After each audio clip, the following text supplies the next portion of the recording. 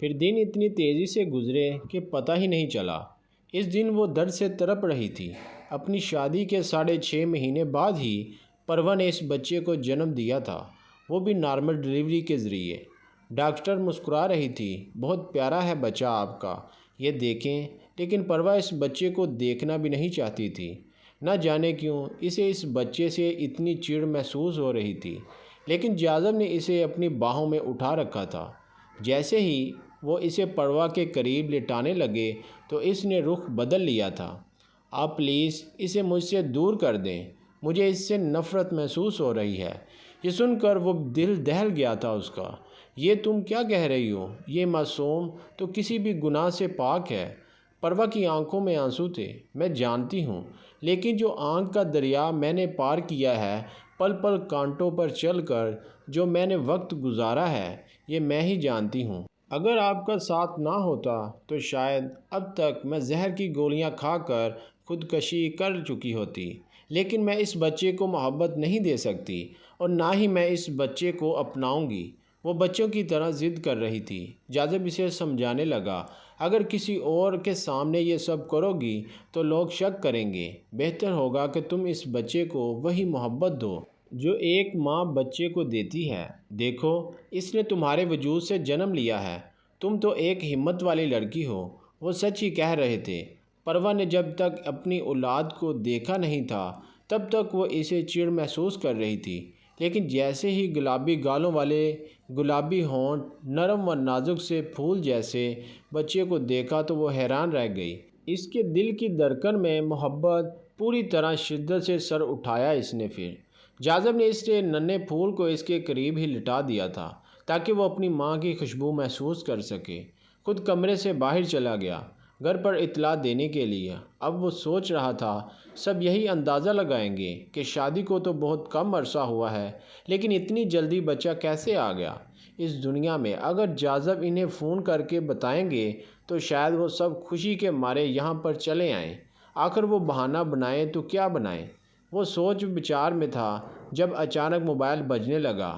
امی کی کال تھی، گھر سے ہی۔ کیسا ہے میرا بچہ؟ اور پروا کیسی ہے؟ اس کی طبیعت تو ٹھیک ہے نا؟ نہیں امی، اس کی طبیعت ٹھیک نہیں تھی۔ رات میں اچانک ہی اس کی طبیعت بگڑ گئی تو مجبوراً ڈاکٹر کو ڈلیوری کروانی پڑی۔ 7 مہینے ہوئے تھے بچے کو، لیکن بچہ بالکل ٹھیک ہے، صحیح سلامت اور بیٹا ہوا ہے۔ یہ سن کر انہوں نے خوشی سے چیخ ماری تھی۔ میں صدقے جاؤں اس مالک کا شکر ہے جس نے میرے بچے کو اتنی جلدی اولاد جیسی نعمت سے نواز دیا۔ ارے سعیدہ، سوہا، تم پھوپھو بن گئی ہو میری بچی۔ چچی بھی ان کی آواز پر دوڑی چلی آئی تھی، لیکن اس خبر پر وہ شاک بھی تھی۔ وہ حیران تھی، شادی کو صرف 7 مہینے بھی نہ ہوئے تھے اور اتنی جلدی بچہ کیسے دنیا میں آ سکتا ہے۔ لیکن تائی اماں خوشی سے پاگل ہو پڑی تھی۔ ان کے پاس شاید یہ سوچنے کا وقت نہیں تھا۔ سب لوگ خوشی منا رہے تھے، لیکن چاچی جان رات کو اپنے بیٹے کے کمرے میں بیٹھی تھی۔ میثم جاب سنجیدگی سے لیپ ٹاپ پر کوئی کام کر رہا تھا۔ ماں کی بات پر ٹھٹکا تھا جب وہ کہنے لگی، سنا تم نے کہ پروا اور جاذب کے ہاں بچی کی پیدائش ہوئی ہے، وہ بھی شادی کے 6.5 مہینے کے بعد ہی۔ تصویر دیکھیں، میں نے بچے کی تمہاری تائی اماں نے دکھائی تھی۔ کہیں سے بھی وہ بچہ پری میچور ڈلیوری والا نہیں لگ رہا تھا، بلکہ صحت مند بچہ ہے، پورے 9-10 مہینے کا۔ سمجھ سے باہر ہے میری یہ بات۔ اوپر سے جب میں اس لڑکی کو دیکھتی تو میری نظروں سے گھبرا کر اپنے کمرے میں چھپ جاتی۔ کچھ دنوں سے تو چادر یوں لپیٹ کر رکھنے لگی تھی جیسے کوئی نہ کوئی بات تو ضرور ہے۔ وہ اپنی سوچ کے گھوڑے دوڑا رہی تھی۔ میثم ان سے اپنے دل کی بات کیے بنا نہ رہ سکا۔ اس نے مجھ سے بھی ایک بات کہی تھی امی، لیکن میں نے یہ بات آج تک کسی کے سامنے نہیں کہی۔ نہ جانے اس نے مجھ پر ایسا الزام کیوں لگایا، مجھے یہ بات سمجھ نہیں آئی۔ چچی جان چونکی تھی۔ کیسا الزام؟ مجھے تو بتاؤ۔ ان کے لہجے میں تشویش تھی۔ میثم کچھ سوچتے ہوئے کہنے لگا، اپنی شادی سے 1 دن پہلے وہ میرے کمرے میں آئی تھی۔ آپ کو یقین نہیں آئے گا، لیکن کسی نے اس کا وہ جوڑا جو اس نے سوہا کی انگیجمنٹ والے دن پہنا تھا، وہ بہت خوبصورت لگ رہی تھی۔ دن میں نے آپ سے اپنے دل کی خواہش کا اظہار کیا تھا، اپنی محبت کے بارے میں بتایا تھا، لیکن وہ جوڑا کسی نے میری الماری کے کونے میں ڈال دیا۔ شاپر میں لپیٹ کر اس سوٹ کو دیکھ کر مسلسل اور مجھ پر طرح طرح کے الزام لگا رہی تھی۔ خدا نخواستہ اس کے ساتھ کچھ غلط یا اس کی کسی حالت کا فائدہ اٹھا کر میں نے اس کے ساتھ زبردستی کی ہے۔ اس کے لہجے میں بڑی اداسی تھی۔ خدا نخواستہ تم کیوں کرو یہ اس کے ساتھ یہ سب کچھ میرا بیٹا؟ کیا اسے ایسا نظر آتا ہے؟ تم نے بتایا کیوں نہیں پہلے مجھے؟ میں اسے ٹھیک کرتی۔ چچی جان کا غصہ ساتویں آسمان پر پہنچ گیا تھا۔ میسم کچھ سوچتے ہوئے کہنے لگا، لیکن میں نے اسے یقین دلانے کی کوشش کی تھی کہ میں نہیں اس کے ساتھ نہ کبھی ایسا کرنے کا سوچا اور نہ ہی کبھی اس کے ساتھ ایسا کچھ کیا ہے۔ اب اسے یقین آیا یا نہیں میں نہیں جانتا۔ اس نے عظمیٰ کے سامنے اپنا دل کا راز کھول کے رکھ دیا تھا۔ وہ اس دن سے کتنی اذیت میں مبتلا تھا جس دن سے پروا نے اس پر الزام لگایا تھا۔ 2 دن بعد ہاسپٹل سے چھٹی ہوئی تھی، لیکن اس نے پروا کو پہلے ہی بتا دیا تھا گھر پہ سب آئے ہوئے ہیں۔ سوہا امی یہ سن کر وہ گھبرا گئی تھی، لیکن انہوں نے پروا اور اس بچے کا بڑا شاندار استقبال کیا تھا۔ وہ حیران تھی۔ یہ سب کچھ بہت اچھے سے ہو گیا تھا۔ اس کی ذات پر کوئی سوال نہ اٹھا تھا، نہ ہی اس بچے پر۔ جاذب نے سب کچھ سنبھال لیا تھا جیسا کہ انہوں نے کہا تھا، سب کچھ ویسے ہی ہوا۔ وہ انہیں اپنا ہمسفر ہونے پر فخر محسوس کر رہی تھی۔ اب دنیا کا ڈر اس کے دل سے بالکل مٹ گیا تھا۔ چند دن وہ لوگ یہاں رہ کر واپس چلے گئے تھے، لیکن پروا کا ذہن آہستہ آہستہ نہ صرف اسے شوہر کے روپ میں بلکہ شوہر سے کئی درجے آگے اس کا مقام تھا۔ جاذب کو دیکھ کر اس کے چہرے پر لالیاں بکھر جاتی۔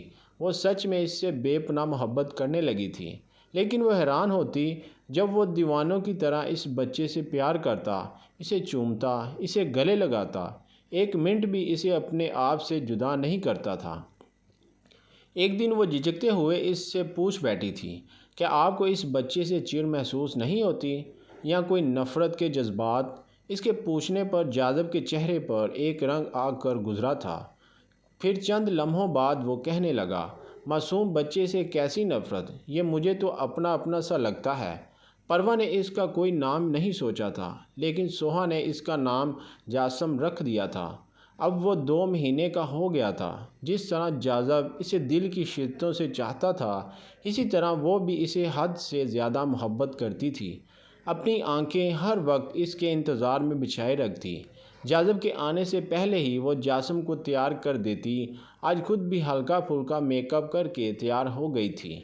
اجازت جیسے ہی آفس سے آئے یوں تیار دیکھتا ہے مسکرائے تھے، بہت خوبصورت لگ رہی ہو۔ اپنی تعریف پر اس کا چہرہ سرخ ہوا تھا۔ وہ ہتھیلیاں پسینے سے بھیگتی تھیں۔ وہ اگرچہ اس کا شوہر تھا، لیکن ان دونوں کے ازدواجی تعلقات بہت ادھورے اور بہت دور دور تھے۔ کیا خیال ہے آج کہیں باہر نہ چلیں ڈنر کرنے کے لیے؟ جاذب کے کہنے پر وہ فوراً ہی مان گئی تھی۔ ایک اچھا ٹائم سپینڈ کر کے وہ گھر واپس آئے تھے۔ آتے ہوئے جاسم تو کب کا سو گیا تھا، لیکن اس نے پہلی فرصت میں کپڑے تبدیل کیے تھے۔ جیسے ہی بستر پر سونے لگی تو جاذب کی آواز پر ایک دم پلٹی تھی، کب تک دوریاں بنا کے رکھو گی؟ اب تو نزدیک آنے کا موقع دے دو یار۔ وہ مسکرائی تھی، لیکن اس کی شرماہٹیں آسمان کو چھو رہی تھی۔ جھجکتی ہوئی وہ ان کے چوڑے سینے میں سر چھپا گئی تھی۔ جاذب میں اسے بہت اچھا خاصا ٹائم دیا تھا اس صورتحال سے نمٹنے کا، اور اب وہ مکمل طور پر اپنی ذہنی کیفیت تبدیل کر گئی تھی۔ اس نے کہا صرف اس بچے کو قبول کر لیا تھا، بلکہ وہ پچھلی باتیں بھی بھول گئی تھی جو کچھ اس کی زندگی میں ہوا تھا۔ جب ان کا بچہ 4 مہینے کا ہوا تو وہ گھر بھی چکر لگا کر آئے تھے۔ اگرچہ کچھ لوگوں کی آنکھوں میں شک تھا، چچی جان کی طرح کئی لوگ یہ بات سوچ رہے تھے کہ اتنی جلدی بچے کی پیدائش کیسے ہو سکتی ہے۔ بچہ بھی اچھا خاصا بڑا ہو گیا تھا، لیکن چونکہ اصل حالات اور چھپے ہوئے معاملات سے کوئی واقف نہیں تھا، اس لیے وہ کسی کے سامنے جواب دہ نہیں تھی۔ لیکن نہیں جانتی تھی کہ تقدیر خود اس کے سامنے ایک حقیقت لانے والی ہے، ایسی بھیانک حقیقت جس کا سامنا وہ کبھی نہیں کرنا چاہتی تھی۔ اس دن بھی وہ معمول کے مطابق باہر گئے تھے آئس کریم کھانے۔ جاسم اب 6 مہینے کا ہو گیا تھا۔ جب وہ گھر واپس آ رہے تھے، اچانک کے پیچھے سے آنے والی گاڑی نے انہیں ہٹ کیا تھا۔ جاسم جو پروا کی گود میں بیٹھا تھا، اچانک ہی اس کا سر ڈش بورڈ سے اس بری طرح ٹکرایا کہ وہ بری طرح زخمی ہو کر رونے لگا۔ یہ دیکھ کر اس کے ہاتھ پاؤں پھول گئے تھے، جبکہ جاذب کی حالت غصے سے بری تھی۔ وہ تیز انداز میں گاڑی سے اترا تھا کہ پیچھے والی گاڑی جس نے ہٹ کیا تھا وہ فوراً ہی وہاں سے فرار ہو گئی تھی، لیکن جاسم کو اتنی بری حالت میں جیسے اسے پاگل کر دیا تھا۔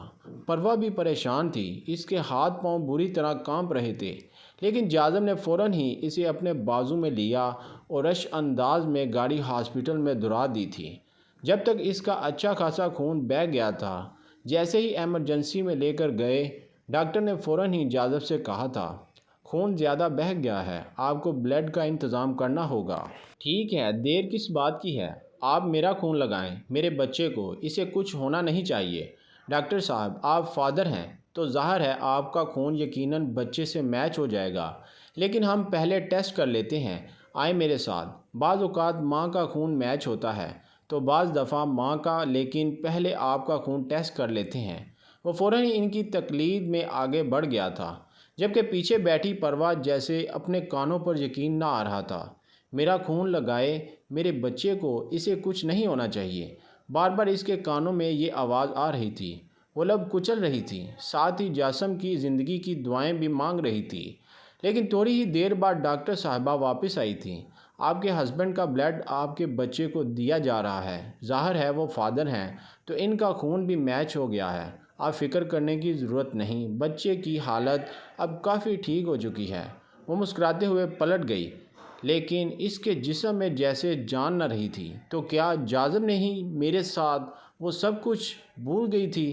جاسم کی خراب طبیعت بس اسے یاد تھا تو اپنا وہ گھناؤنا بھیانک ماضی جسے وہ لاکھ بھلانے کی کوشش کرتی تھی، لیکن ان غلیظ یادوں سے پیچھا چھڑانا آسان نہیں تھا۔ ڈاکٹر صاحبہ، وہ مجھے آپ سے کچھ پوچھنا ہے۔ دراصل اگر یہ بات پتہ لگانی ہو کہ کسی بچے کا باپ کون ہے تو کیسے ٹیسٹ کروانا پڑے گا؟ وہ پلٹ کر حیرت سے اس لڑکی کو دیکھ رہی تھی۔ ڈی این اے ٹیسٹ کی ضرورت ہوتی ہے اس سلسلے میں۔ ڈاکٹر کے بتانے پر وہ پلٹ گئی تھی، لیکن اس نے ہاسپٹل سے واپس پر جاذب کی بلڈ رپورٹ چھپا لی تھی۔ جاسم ایک دو دن میں ہی بالکل ٹھیک ہو گیا تھا، لیکن وہ جس طرح اس کی بیماری پر بے قرار اور بار بار اسے چوم رہا تھا، اسے پیار کر رہا تھا، اسے دیکھ کر وہ مزید شک میں مبتلا ہو چکی تھی۔ کچھ دنوں بعد جب وہ آفس گیا، پیچھے وہ اپنے بچے جاسم کو لے کر لیبارٹری میں پہنچ گئی تھی۔ ڈی این اے ٹیسٹ کروانا ہے مجھے اپنے بچے کا۔ ٹھیک ہے، آپ بیٹھ جائیں، بچے کا سیمپل لے لیتے ہیں۔ جب تک رپورٹس آئیں گی آپ ایک دو دن تقریباً لگ جائیں گے۔ وہ واپس گھر آ گئی تھی، لیکن اس کا دل دھک دھک کر رہا تھا۔ پھر جب رپورٹ سامنے آئی تو اس کے وہم کی تصدیق ہو گئی تھی۔ لیبارٹری والے نے صاف کہا تھا، جو آپ نے بلڈ رپورٹ دکھائی تھی اور اس بچے کی رپورٹ کے سیمپل بھی سیم ٹو سیم میچ کر گئے ہیں۔ یہ آپ کسی ڈاکٹر سے دکھا کر بھی چیک کر سکتے ہیں۔ لیکن وہ مردہ دل خالی جذبات یہ گھر آ گئی تھی۔ کتنی دیر تک ساکت بیٹھی رہی۔ جاذب گھر آئے تو وہ بالکل خاموش بیٹھی تھی۔ سامنے ہی جاسم کھیل رہا تھا۔ مجھے کراچی جانا ہے، واپس گھر، اس کی سپاٹ آواز لاؤنج میں گونجی تھی۔ جاذب اس کے تاثرات پر حیران رہ گیا تھا۔ کیا ہوا اچانک؟ ایسے تمہیں کراچی جانا خیریت تو ہے؟ تمہاری طبیعت تو ٹھیک ہے؟ جیسے ہی انہوں نے اپنا بھاری ہاتھ اس کے گال کو چھونے کے لیے بڑھایا، پروا پوری طاقت سے ان کا ہاتھ جھٹک گئی تھی۔ تو آپ ہی ہیں وہ قابل نفرت درندہ صفت انسان جو شاید انسان کہلانے کے بھی لائق نہیں۔ اس رات آپ نے ہی اپنی گڑیا کو تروڑا اور مروڑا تھا۔ آپ نے ہی میرے دامن کو داغدار کیا تھا جب میں اپنے ہوش و حواس میں نہیں تھی، تو آپ نے ہی اس موقع کا فائدہ اٹھایا تھا۔ سب کچھ جان چکی ہوں مسٹر جاذب خان زادہ، اپنے چہرے سے یہ اچھائی اور جھوٹی ہمدردی کا نقاب اتار کر پھینک دیجئے۔ مجھے سب کچھ پتہ چل گیا ہے۔ اس نے صوفے کے کشن کے نیچے رکھی ڈی این اے رپورٹس ان کے منہ پر پھینکی تھی۔ جاذب کا چہرہ دھواں دھواں ہو گیا تھا۔ وہ بالکل ساکت و صامت خاموش بیٹھے تھے۔ کبھی ایسی گھڑی آئے گی یہ انہوں نے سوچا بھی نہیں تھا۔ یہ قیامت کا لمحہ جس کے بارے میں وہ سوچنا بھی نہیں چاہتے تھے۔ بس دن رات خدا سے یہی دعا کرتے تھے کہ یہ بات کبھی پروا کو پتہ نہ چلے۔ وہ جو اس کی نظروں میں اتنا بلند مقام پا چکا تھا، وہ اچانک سے ہی زمین بوس ہو جائے گا۔ لیکن ان کی ساری دعائیں رائگان گئی تھیں۔ پروا کو سچائی پتہ چل گئی تھی۔ وہ کسی مجرم کی طرح نظر جھکائے بیٹھے تھے۔ پروا نفرت سے ان کا چہرہ دیکھا تھا۔ میں ٹھہری بیوقوف، اس بات سے انجان کہ میں جسے اپنا ہمدرد سمجھ کر اور اپنا سمجھ کر دکھ درد بیان کر رہی ہوں، وہی سب سے بڑا دھوکے باز، وہی میرا مجرم ہے۔ اور میں پاگل یہ سوچتی رہی کہ شاید آپ میری ہمدردی، میری محبت، بچپن سے ہی مجھے گڑیا کہتے تھے، جس طرح سے محبت کرتے تھے اسی طرح مجھ سے بھی محبت کرتے ہوں گے۔ لیکن نہیں، سگی بہن بہن ہوتی ہے اور یتیم چچا زاد ہی ہوتی ہے۔ آپ نے وہ موقع نہ چھوڑا جو آپ کے ہاتھ آیا۔ بتائیں مجھے سچ سچ، یہ کب کیا تھا آپ نے اور کیسا موقع آپ کے ہاتھ لگا تھا؟ اگر آج آپ نے حقیقت نہیں بتائی تو خدا کی قسم میں ابھی اور اسی وقت خود اکیلی کراچی پہنچ جاؤں گی اور سب کو جمع کر لوں گی۔ آج میں اپنی زبان بند نہیں رکھوں گی۔ وحشت اور صدمے سے جیسے وہ پاگل ہو رہی تھی۔ جاذب کی خاموشی نے اس کے جرم پر مہر لگا دی تھی۔ ان کا مجرمانہ انداز، جھکے ہوئے کندھے اس بات کی گواہی دے رہے تھے کہ مجرم وہی تھا۔ مجھے معاف کر دو پروا، شاید میں معافی کے بھی لائق نہیں ہوں، لیکن سچ میں ہی میں نے ہی وہ شیطانیت کی تھی تمہارے ساتھ۔ بہت بار اپنے گناہوں کی رب سے معافی مانگی، سجدے میں گر گرایا اور رویا بھی تھا، بار بار اپنی بخشش کی دعائیں بھی کرتا رہا کہ کبھی تمہیں یہ سچ پتہ نہ چلے، بس تم مجھے ایسے ہی بلندی کا درجہ دے رکھو۔ لیکن میں نہیں جانتا تھا کہ سچائی کبھی نہ کبھی سامنے آ ہی جائے گی۔ وہ مجرم جو کوئی نہ کوئی ایسا نشان چھوڑ دیتا ہے جس کی وجہ سے اس کا جرم چھپ نہیں پاتا۔ ان کی آواز میں بلا کا غم تھا، لیکن پروا گھٹنوں میں منہ چھپائے بیٹھی تھی۔ انہوں نے وہ دردناک یاد پوری شدت سے یاد آئی تھی جب ایک نازک معصوم لڑکی کی معصومیت روندتے ہوئے انہیں ذرا شرم نہ محسوس ہوئی تھی۔ تائی اماں کے بھائی گاؤں سے ہی آئے تھے، فیضو ماما۔ وہ چرس کے عادی تھے، ساتھ ہیروئن کا نشہ کرنے بھی انہیں بہت پسند تھا۔ کبھی کبھار وہ سالوں میں اپنی بہن کے پاس چکر لگاتے، ابھی بھی کرسی پر سب سے کونے میں الگ تھلگ بیٹھے تھے۔ سوہا کی انگیجمنٹ کا فنکشن تھا، خوب بڑا اور ارینجمنٹ کیا گیا تھا، لیکن میثم، ذوحان، جنید کو شرارت سوجی رہی تھی۔ کیا ہے یار فیض، ماما کو آج بھی چرس ملنی چاہیے کسی بھی صورت میں۔ ویسے کیا خیال ہے، ان کا نشہ آج ہم پورا کرتے ہیں۔ وہ بیچارے سر پکڑے کرسی پر بیٹھے تھے، لیکن انہیں شرارت سوجی۔ برابر میں جاتی بختو کو اشارہ کیا تھا، جو سب کو کولڈ ڈرنک سرو کرتی پھر رہی تھی۔ اس سے ایک ٹرے میں اورنج جوس منگوا کر انہوں نے وہ نشہ اور چیز ان کی کولڈ ڈرنک میں ملا دی۔ پھر بختو سے ایک سرگوشی میں کہنے لگے، یہ جاگ کر فیضو ماما کو پلانا، یہ خاص ان کے لیے ہے۔ وہ حیران تھی کہ یہ خاص ان کے لیے کیوں ہے، لیکن اسے صرف مالکوں کا حکم ماننے سے مطلب تھا۔ وہ ٹرے لے کر ان کی طرف پلٹی تھی کہ اچانک پروا کی نظر بختو کے اوپر پڑی تھی۔ سی گرین کا سوٹ پہنے وہ بلا کی خوبصورت لگ رہی تھی، اتنی خوبصورت کہ کسی کی بھی نظر اس پر ٹھہر جائے۔ وہ بختو کے قریب آئی تھی۔ کب سے میں نے تم سے کولڈ ڈرنک منگوائی تھی، میرا یہاں حلق خشک ہو گیا ہے، لیکن تم ہو کہ یہاں وہاں دیتی پھر رہی ہو، لیکن میرا کوئی خیال نہیں ہے۔ ابھی جا کر تائی اماں سے تمہاری شکایت کرتی ہوں بختو۔ ارے پروا بی بی، پہلے باہر والوں کو تو نپٹا لوں۔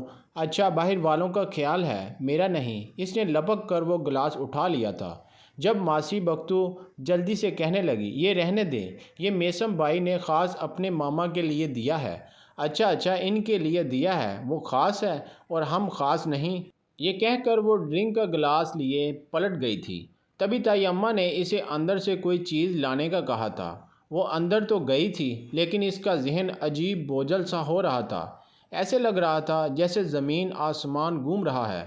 وہ اپنے آپ میں نہیں رہی تھی۔ اسے خود بھی پتہ نہیں چلا کہ وہ کیا لینے آئی تھی اور کب اپنے کمرے میں پہنچی، لیکن بیڈ پر لیٹنے کی بجائے وہ نیچے کارپٹ پر ہی مدہوش ہو گئی تھی۔ جاذب جو ابھی ابھی تیار ہو کر انگیجمنٹ میں جانے ہی والے تھے، اچانک پروا کے کمرے کے پاس سے گزرتے ہوئے انہیں اس کا وجود دکھائی دیا جو زمین پر اوندے منہ لیٹی تھی۔ اسے کیا ہوا ہے، وہ حیران تھے۔ اس کے سیاہ سلکی بال پورے وجود پہ سایہ کیے ہوئے تھے، وہ جیسے گہری نیند سو رہی تھی۔ تبھی نہ چاہتے ہوئے بھی انہوں نے اسے سیدھا کیا تھا۔ گلابی لب، سفید گردن، آدھی نیند میں عجیب سی سوتی جاگتی کیفیت میں وہ ان کے سامنے تھی، جیسے اسے کچھ ہوش نہ تھا۔ لب خود بخود مسکرائے جا رہے تھے۔ اس کی حالت عجیب ہو رہی تھی۔ اسی وقت جاذب لالا کے دل میں بے ایمانی آئی تھی۔ سب لوگ باہر فنکشن میں موجود تھے۔ پورا گھر خالی پڑا تھا۔ کسی نے بھی انہیں اس کے کمرے میں آتی نہیں دیکھا تھا، جبکہ وہ خود ہوش و حواس سے بیگانی پڑی تھی۔ اچانک ہی دل میں شیطان آیا۔ پھر بے اختیار انہوں نے کمرے کے دروازے بند کر دیے، اور پھر جو ہوا تھا وہ خود سوچنے سمجھنے کے قابل نہ رہے تھے کہ انہوں نے ایسا کیا کیا تو کیسے۔ بڑی صفائی سے اپنا ہر جرم چھپانے کی کوشش کی تھی، ایک بھی نشانی نہیں چھوڑی تھی، کسی کو بھی نہ پتہ چلا، اور وہ کمرے سے باہر بھی آ گئے۔ 2 مہینے بڑے سکون سے گزرے تھے، لیکن پھر تیسرے مہینے انہوں نے پروا کو روتے ہوئے دیکھا تھا۔ وہ اپنے کیے پر کتنے دنوں تک پیشمان رہے تھے۔ گناہ کا سکون ایک پل انہیں سونے نہیں دے رہا تھا۔ 1 مہینہ پورا اسلام آباد میں گزار کر آئے تھے۔ کبھی مسجد میں جاتے تھے تو کبھی آدھی رات کو جائے نماز پر بیٹھ کر اپنے گناہ کی معافی مانگتے، لیکن ان کے دل کو سکون کیسے ملتا؟ وہ ایک ایسا گناہ کر چکے تھے جو معافی کے لائق نہیں تھا۔ کچھ دن ہی گزرے تھے جب وہ اسلام آباد سے واپس آئے تو انہوں نے پروا کو لان میں بیٹھے دیکھا۔ وہ کتنی کمزور ہو گئی تھی، سیاہ، ہلکے، حد سے زیادہ پریشان چہرہ۔ جب اس نے روتے ہوئے ان کے سامنے یہ بات بتائی تھی کہ جو گناہ جاذب نے اسے اکیلے اور ہوش و حواس سے لگانا دیکھ کر کیا تھا، اس کا نتیجہ سامنے آ گیا تھا۔ اس کے نتیجے میں وہ حاملہ ہو چکی تھی، اور وہ اس بات پر پریشان تھی کہ اس کی عزت کا لٹیرا اسی گھر میں موجود ہے، جس کا اسے کوئی پتہ نہیں کہ یہ کام اس کے ساتھ کس نے کیا ہے۔ لیکن جاذب کا دل تو گناہوں کی معافی کا طلبگار تھا۔ انہیں کوئی صورتحال نظر نہیں آ رہی تھی۔ بس یہی نظر آیا کہ میں اس لڑکی سے شادی کر لوں، اسے اپنا لوں۔ نہ صرف ان کا گناہ چھپ جائے گا بلکہ اس کی زندگی برباد ہونے سے رہ جائے گی۔ وہ سمجھ رہے تھے کہ ساری زندگی یہی معاملہ چلتا رہے گا، کبھی بھی وہ سامنے نہیں آئیں گے۔ لیکن مجرم بھلے جتنا ہی عیار ہو، جتنا بھی ہوشیار ہو، سچ تو کبھی نہ کبھی سامنے آ ہی جاتا ہے۔ اور آج شادی کے 1 سال بعد سچ ان کے سامنے آ گیا تھا، جب ان کا بیٹا جاسم، جو اس گناہ کے نتیجے میں اس دنیا میں آیا تھا، جس سے ان کو بے پناہ محبت ہو گئی تھی، اتنی محبت کہ پروا اس کے بغیر 1 منٹ نہیں رہ سکتی تھی۔ لیکن پروا نے سب جان لیا تھا۔ وہ اس کے سامنے ہاتھ جوڑے معافی کی درخواست کر رہے تھے، لیکن پروا نفرت سے ان کے چہرے کو دیکھ رہی تھی۔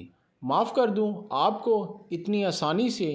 ایک ایک منٹ، ایک ایک سیکنڈ آپ حساب نہیں دے سکتے جو میں نے پل پل کانٹوں میں گزارے تھے، وہ لمحات جو میرے لیے آگ میں جلتے ہوئے گزرے تھے۔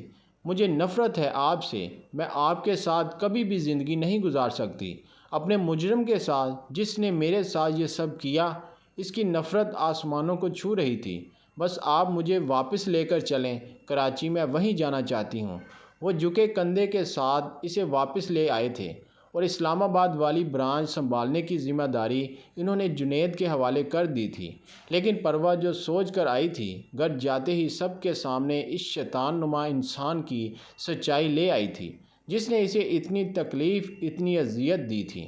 اس کی معصومیت کو روندا تھا۔ وہ بتائے گی ایک ایک کو کہ میرے ساتھ یہ سب کرنے والا کوئی اور نہیں بلکہ اسی گھر کا یہ سب سے بڑا بیٹا تھا، جس نے مجھ سے شادی بھی کر لی معصوم بن کر۔ وہ گھر والوں کو بہت کچھ بتانے کا ارادہ رکھتی تھی، لیکن جب اسے رہتے ہوئے 1 ہی دن ہوا تھا تو چچی اس کے کمرے میں چلی آئی، جو جاذب کا پرانا کمرہ تھا۔ وہ جاسم کو لیے بیڈ پر بیٹھی تھی، بڑے عجیب سے لہجے میں کہنے لگی، ویسے حیرت کی بات ہے مجھے پروا، تمہاری شادی کے 6 مہینے بعد ہی یہ بچہ اس دنیا میں آ گیا۔ جاذب تو کہہ رہا تھا کہ وقت سے پہلے ڈلیوری ہو گئی، لیکن اس بچے کو دیکھ کر کوئی نہیں کہہ سکتا یہ کم دنوں کا بچہ ہے۔ تمہارا بچہ 9 مہینے کی بجائے 10 مہینوں کا لگتا ہے۔ لیکن مجھے ایک بات بتاؤ، اس دن تم میرے بیٹے پر کیا الزام لگا رہی تھی؟ ان کی آواز میں چبھن تھی۔ وہ بری طرح گھبرا گئی۔ کیسا الزام؟ میں نے تو انہیں کچھ نہیں کہا۔ جھوٹ مت بولو، تم تو میسم سے یہ کہہ رہی تھی کہ اس نے تمہارے ساتھ زبردستی کی، تمہارے ساتھ زنا کیا۔ خدا نخواستہ وہ تمہارے ساتھ یہ سب کیوں کرے گا؟ ہاں، اس نے تمہیں پسند کرنے کا جرم ضرور کیا تھا، لیکن تمہارے ساتھ یہ سب کرنے والا کوئی اور ہوگا۔ جا کر بتاؤ اپنے تایا ابو اور تائی اماں کو کہ کس نے کیا تھا یہ سب تمہارے ساتھ۔ اگر تم اتنی ہی نیک، اتنی ہی بلی ہو تو خاموش کیوں رہی؟ اپنے بیٹے کے ٹوٹے دل کا بدلہ انہوں نے اسے خوب ذلیل کر کے لیا تھا اور وہ خاموش رہی، ایک لفظ بھی نہ کہہ سکی۔ جاذب آج اپنے آفس میں تھے، لیکن وہ گھر جاتے ہوئے گھبرا رہے تھے کہ آج ضرور کوئی بڑا ہنگامہ ان کا انتظار کر رہا ہوگا۔ شاید آج تو پروا نے امی ابو کو یہ بات بتا دی ہوگی۔ 11 سے 12 اور 12 سے 2 بج گئے تھے، لیکن وہ گھر نہیں آیا تھا۔ جاسم رو رو کر ابھی سویا تھا، جبکہ وہ جاگ رہی تھی۔ وہ اپنے آپ سے سوال پوچھنے لگی کہ وہ کیوں جاگ رہی ہے۔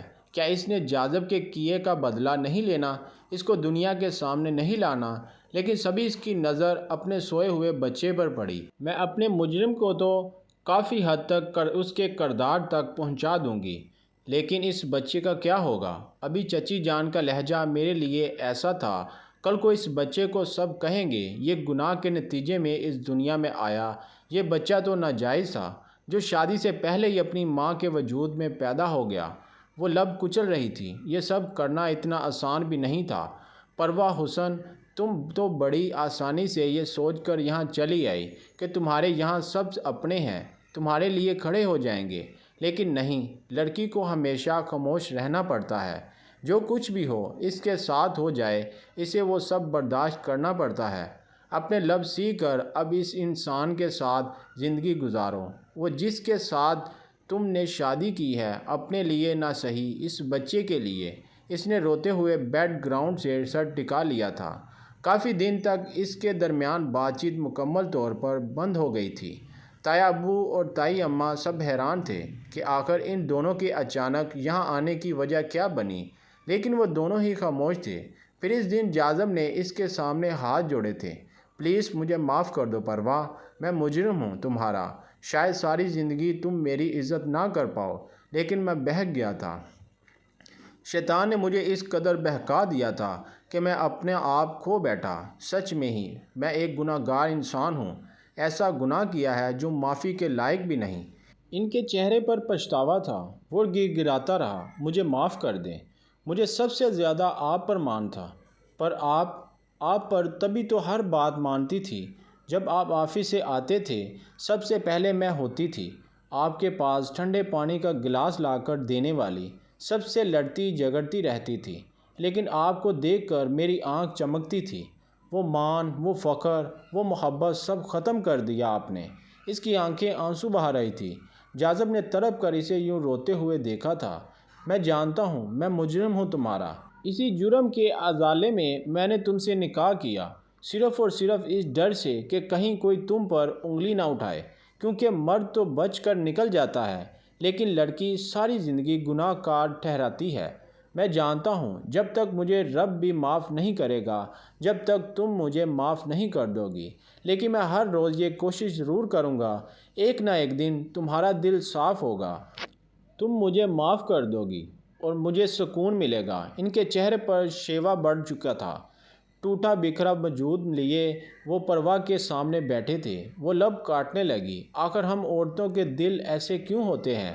نہ چاہتے ہوئے بھی بڑے سے بڑے گناہ، بڑے سے بڑے جرم معاف کرنے پر مجبور ہو جاتی ہیں، کبھی اپنی اولاد کی خاطر تو کبھی اپنے رشتے کی خاطر، کبھی دنیا کی گندی باتوں سے بچنے کے لیے، ان کی کڑوی کسیلی نظروں کی کڑواہٹ سے دور رہنے کے لیے۔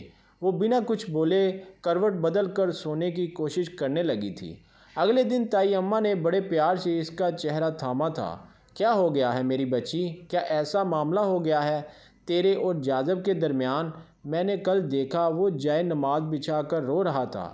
میں نے کبھی اس سے روتے ہوئے نہیں دیکھا، بس کہہ رہا تھا کہ ایک بار پروا مجھے معاف کر دے، میں کبھی زندگی میں اس کی آنکھوں میں آنسو آنے نہیں دوں گا۔ کیا اس نے تجھے مارا پیٹا تھا اسلام آباد میں؟ کیا تم پر ہاتھ اٹھایا تھا؟ میری بچی بتاؤ مجھے۔ لیکن وہ خاموش رہی۔ نہیں تائی اماں، ایسی کوئی بات نہیں ہے۔ جاذب ہر روز اس سے معافی مانگتے، لیکن وہ خاموش رہتی۔ پھر ایک رات جب اس کی آنکھ کھلی تھی، اس نے جاذب کو تہجد میں روتے دیکھا تھا۔ وہ سمجھ گئی تھی وہ دل سے شرمندہ تھے، آج سے نہیں کئی دفعہ اس سے اپنے گناہ کی معافی مانگ چکے تھے۔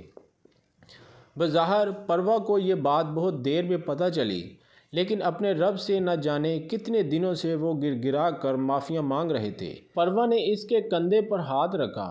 بس کیجیے، معاف کر دیا میں نے آپ کو۔ انہوں نے سجدے میں جھکا کر سر اٹھایا، پروا کو دیکھا۔ سچ کہہ رہی ہو تم؟ اس نے ہاں میں سر ہلایا۔ ہاں، میں نے آپ کو معاف کیا، صرف اور صرف اس بچے کی خوشیاں اور اس کی زندگی کے لیے، کہ اس کی آنے والی زندگی ماں باپ دونوں سے پیار میں گزرے، یہ اپنی محبتوں اور پیار سے محروم نہ رہے، جیسے کہ میں نے اپنی زندگی گزاری ہے۔ ماں باپ کے بغیر میں جانتی ہوں یتیم ہونا کیسا ہے۔ اگر تم نے پورے دل سے معاف کر دیا ہے تو ایک بار یہاں آ کر مجھے معاف کر دو۔ انہوں نے اپنی باہیں پھیلائی تھی۔ پروا نے غصے سے انہیں نہیں دیکھا تھا۔ جی نہیں، ایسی کوئی کہانی نہیں چلے گی۔ وہ نروٹھے پن سے اٹھ کر جانے لگی، لیکن جاذب نے اس کا ہاتھ تھام لیا تھا۔ میرا گناہ معاف کی کے لائق نہیں، لیکن تم نے مجھے معاف کر کے یہ بتا دیا ہے کہ تمہارا دل بہت بڑا ہے۔ میں وعدہ کرتا ہوں آئندہ کبھی بھی تمہاری آنکھوں میں اتنا سا بھی آنسو نہیں آنے دوں گا۔ تم نے مجھے دوبارہ جینے کا حوصلہ دیا ہے پروا۔ وہ کیا کہتی، خاموشی سے ان کے چہرے کی طرف دیکھتی رہی۔ یہ حقیقت بات تھی کہ معاف کرنے کے بعد اس کی روح پر کوئی بوجھ نہ رہا تھا۔ اس نے بھی اپنا تھکن زدہ سراپا جاذب کے باہوں کے حوالے کر دیا تھا، اور کوئی چارہ نہیں تھا اس کے پاس۔